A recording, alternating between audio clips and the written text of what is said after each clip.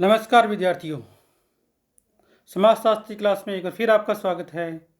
My self Ashok Kumar, associate professor sociology, government Dungar college Bikaner. आज का अपना विषय है परिवार का अर्थ एवं परिभाषाएं। परिवार का अर्थ एवं परिभाषा।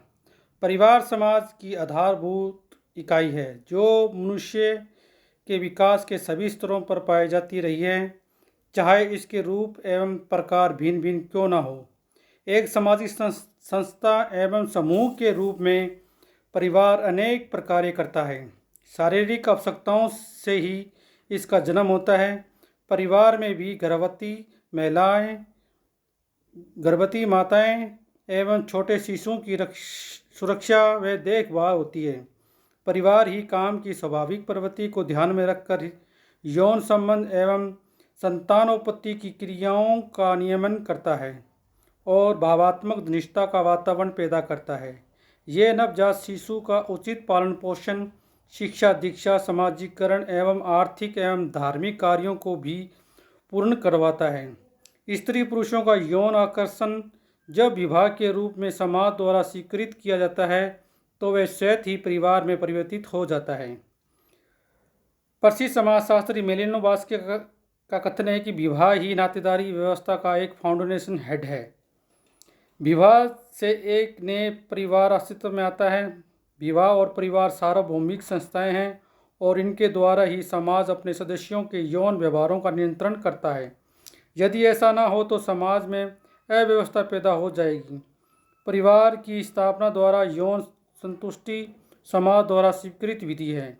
इसलिए लूसी मेहर कहते हैं कि परिवार का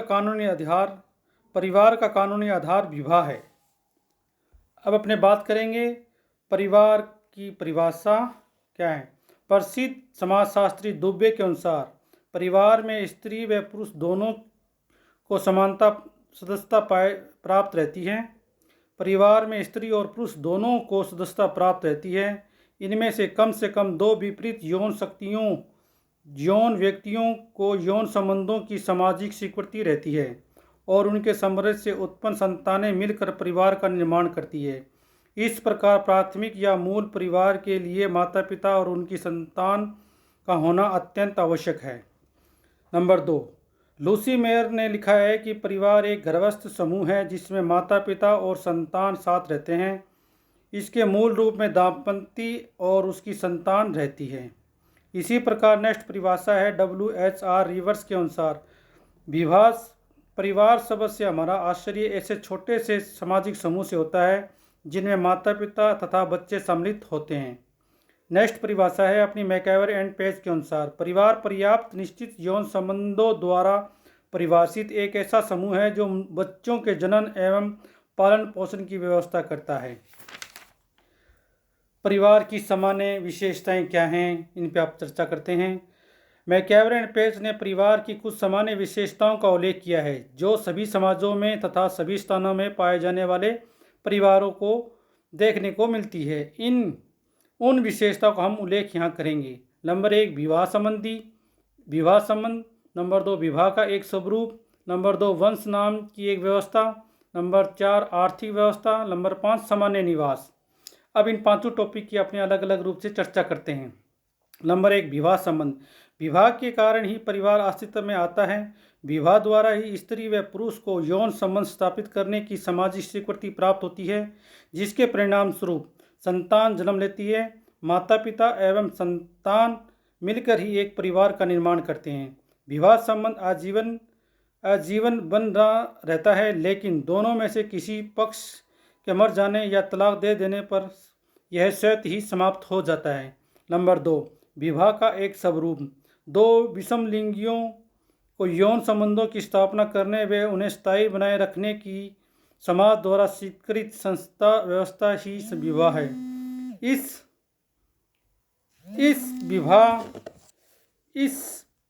विवाह के कई रूप समाजों में प्रचलित हो सकते हैं। एक समय में स्त्री व पुरुष का वैवाहिक संबंध एक विवाह के नाम से जाना जाता है। वर्तमान सभ्य समाजों एवं खासी स्थाल कदार जनजातियों में यह विवाह प्रति ही प्रचलित है। नंबर 3, वंश नाम की एक व्यवस्था। सभी परिवारों के बच्चों का वंश के आधार पर वंशा नामकरण करने का कोई ना कोई आधार होता है। उसी के नाम से परिवार के बच्चे पहचाने जाते हैं, जिसे हम उपनाम या वंश नाम कहते हैं। पितृवंशीय परिवारों में यह नामकरण पिता के वंश के आधार पर होता है, जबकि मातृवंशीय परिवारों में माता के वंश के आधार पर।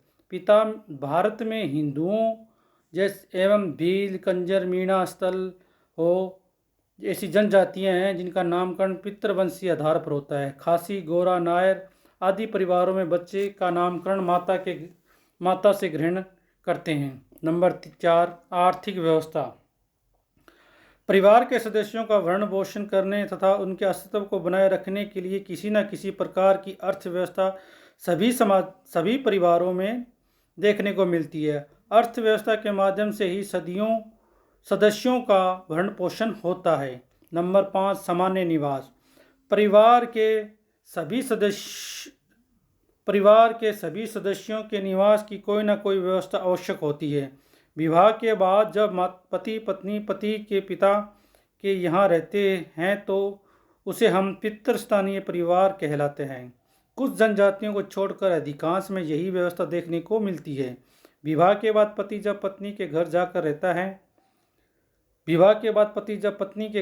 रहता है तो उसे मातृस्थानीय परिवार कहते हैं। यह व्यवस्था नायर, गोरा, खासी आदि जनजातियों में पाई जाती है। लेकिन जब विवाह के बाद नवविवाहित संपत्ति न तो पितृपक्ष के साथ रहती है न ही मातृपक्ष के साथ रहती है, वे अलग निवास बनाकर रहती है, तो उसे नवस्थानीय परिवार कहते हैं।